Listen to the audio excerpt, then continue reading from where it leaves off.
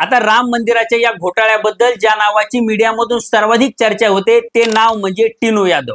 आता हा टिनू यादव कोण आहे? तर हा टिनू यादव राम मंदिर ट्रस्टचे अध्यक्ष असलेल्या चंपत राय यांचा ड्रायव्हर होता. आता ड्रायव्हरी सोडून तो थेटपणे राम मंदिराच्या कॅश काउंटिंग कक्षात कसा गेला, म्हणजे तिथं त्याची नियुक्ती कशी केली गेली हा प्रश्न आहे. म्हणजे हा टिनू यादव काहीतरी खूप मोठं शिकलेला आहे किंवा याला बँकिंग मधला खूप मोठा अनुभव आहे असं काहीही नाहीये. एक साधा चंपतरायचा ड्रायव्हर असलेला व्यक्ती कॅश काउंटिंग मध्ये जातो आणि एवढा मोठा घोटाळा करतो, मग त्याची नियुक्ती तिथं कशी होते आणि चंपतरायच्या वशिल्याशिवाय ही नियुक्ती झाली का हा प्रश्न निर्माण होतो.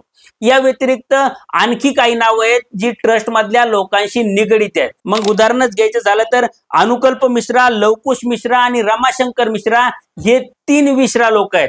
म्हणजे रमाशंकर मिश्रा या व्यक्तीचा लवकुश मिश्रा हा मुलगा आहे आणि अनुकल्प मिश्रा हा त्याचा जावई आहे. आणि ही सगळी लोक अनिल मिश्रा जे की राम मंदिर ट्रस्टचे ट्रस्टी आहेत यांचे नातेवाईक आहेत. म्हणजे ट्रस्टचे अध्यक्ष असलेले चंपतराय असतील किंवा ट्रस्टी असलेले अनिल मिश्रा असतील, या लोकांनी स्वतःच्या नातेवाईकांची वर्णी या कॅश काउंटिंग रूम मध्ये लावली होती आणि या सगळ्या लोकांकडे कोणताही कॅश काउंटिंगचा किंवा बँकिंगचा अनुभव नव्हता, तरीही त्यांना कॅश काउंटिंगची जबाबदारी दिली गेली होती.